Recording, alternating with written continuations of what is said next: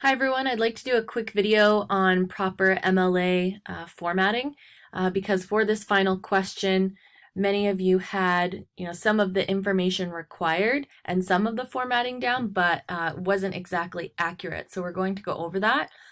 So firstly, I'm looking at what I'm trying to cite, and we are using this link here. This is a recreated image or just a picture of an original painting. So we're actually trying to cite the painting, and we'll also reference the website that it's been put up on as well. So what is the most important information that I need? I want to include the title of the painting, the artist's name, the date that the painting was created, and also the website in which we were able to find it. So I'm going to use EasyBib. So I'm just going to go create citations. At first I thought, okay, I'll just go to website. It's probably the most common one that we use, but when I check in with myself, what am I actually trying to cite here? It's not a website. We want to reference the website, but we're really trying to cite a painting. So you can go to more and you can find usually whatever you need. So here's painting. We're going to click on that. Now, it's interesting at the top here, you can say seen. You can see that it says seen in print, website, and online database. So this is where it gets more specific, and this is including now the website as well. So we found a painting that is on a website. Okay, now I want to include the painting title. I don't really feel like I need the description, collection, museum, any of that. Just the most important information is great. Year created.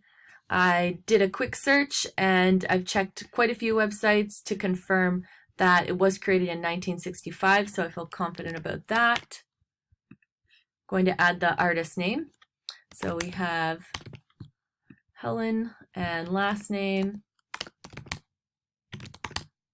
Parsons Shepherd.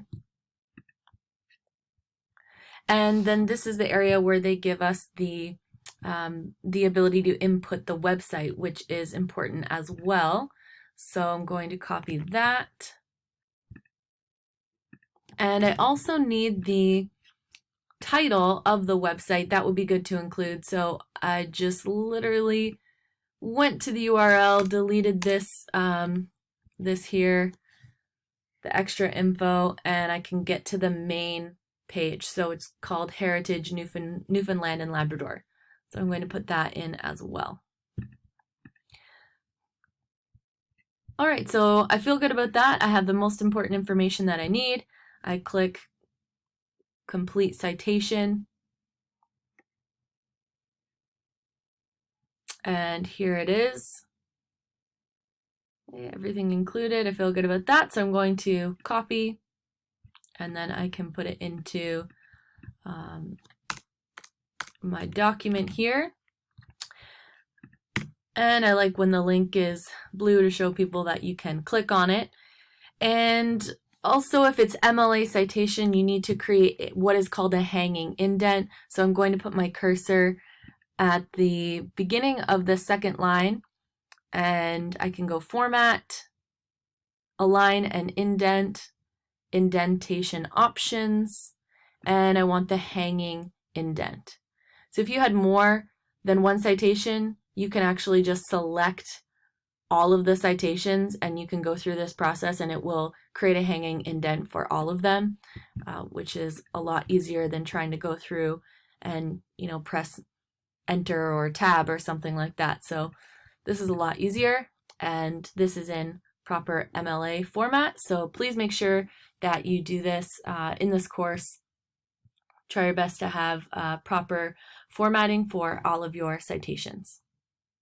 Okay, good luck.